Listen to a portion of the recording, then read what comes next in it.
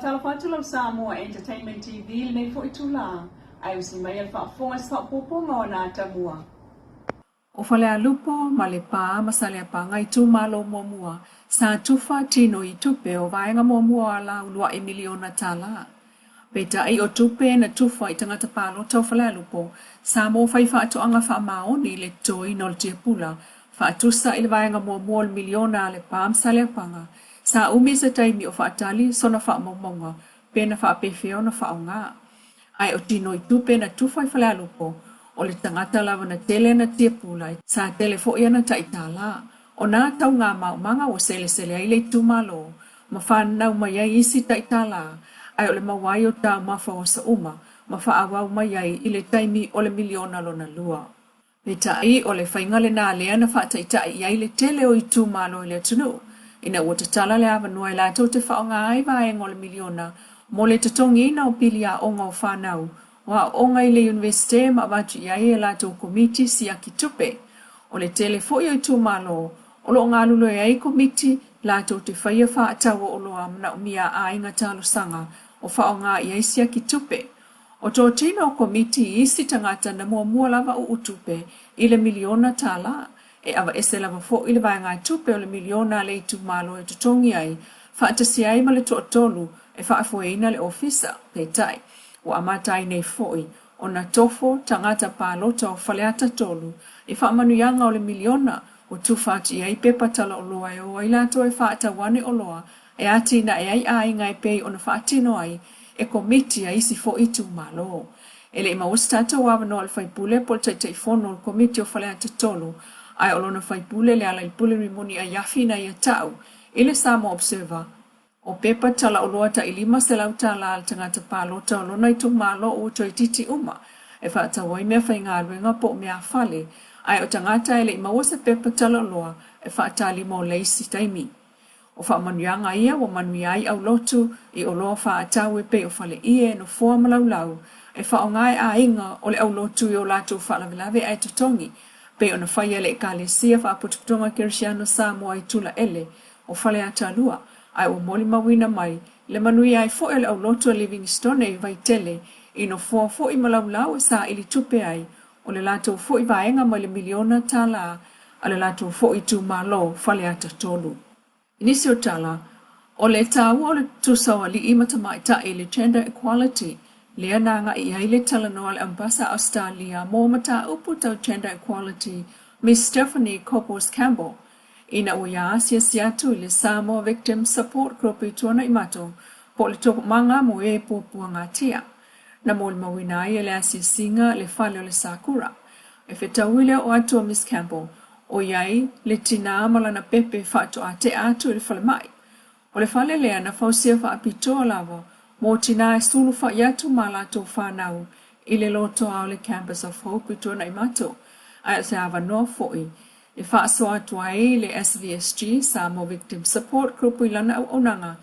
I le tutusa o tangata, ai o le pule ina o le lato foi au onanga, o leina lavea e male mana umiai, o le vainga I le lusu whai tu la. Wa o ina I nei sui o to manga mai nu, I lalo le Samoa Gender Partnership, o le simta upuna whea le asasinga sui Australia, o le mafua anga o sawanga ma afiai fafine,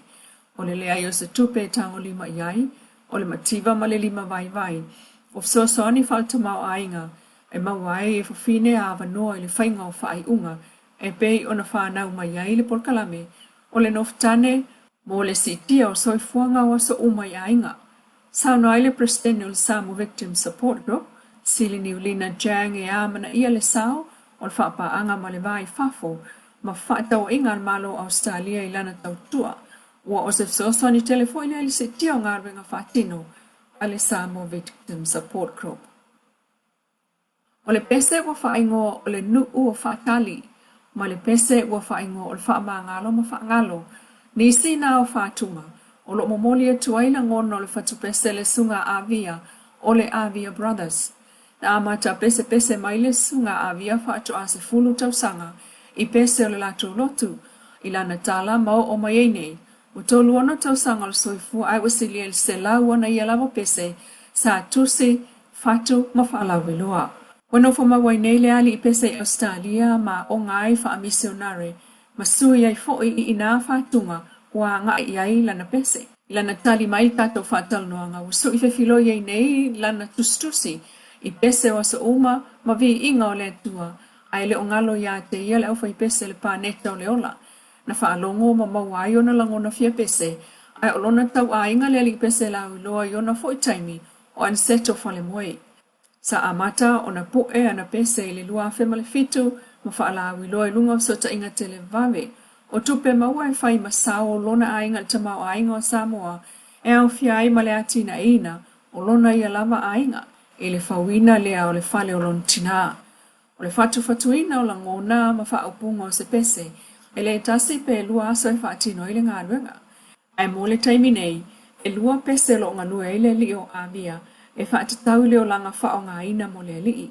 Ma le whaatunga e whaatau I mawhatanga wha leo ho, peto e lua masina o na uma fo I leo nā ngā ruenga o lota penai nei. O avia o leo lumatua o na matua ni tamaya avia misa whalatai, ma le tina ia whontoto o whale moe palauli.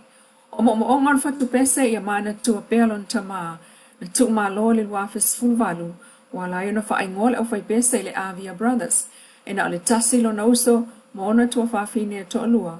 O le whatu la na ngā rena. Ele o tu ua ilalo ele au si u a mea mamafa le fu a Samoa na ua maua le li ia nevo le urua I pine auro. Mo le si u a mea mamafa li tu paua li ilvaenga ono fitu kilo kalama mamafa. Ai whaoa ele li talova o John Tafile si fo I pine auro mo Samoa le vaenga o le fitu tolu kilo kalama. O le atulanga le ngata ina whaafia ina ile tunu ai o atangi ai. Le anga I pea ilumo le tau mawhai alo mawhanau nei I le fo I wha anga atama. O atawa aia ia le ta sanga I manukau mai o sfifianga sili whatupe mo tangata anu o Samoa le National Bank of Samoa. O lo langolangoina malo sila masi I atu al tato au si o mea mafa ini usila. E sa ili ese hawa noe saufanga ai ili whaatulanga nga o au e sawa atu le olimpeka lo olua wha ale Oceania ma le olimpeka o tosanga nei. O whaaftai le li o Nevo ma John le whaia o ngaulu le sunga atu o Pepe Cherry Walwalk o lo na ainga si u a mea mamafa o na ainga mawo atoa ma le tunu ultal sanga ma le tapo inga. Mankau New Zealand lo whanga solo I le wha moe moe. Lo Samoa Entertainment TV ma na tala mai Samoa le fo I tu las fa opoponga I le aso atayao I le lofo le tua fa so I fuia.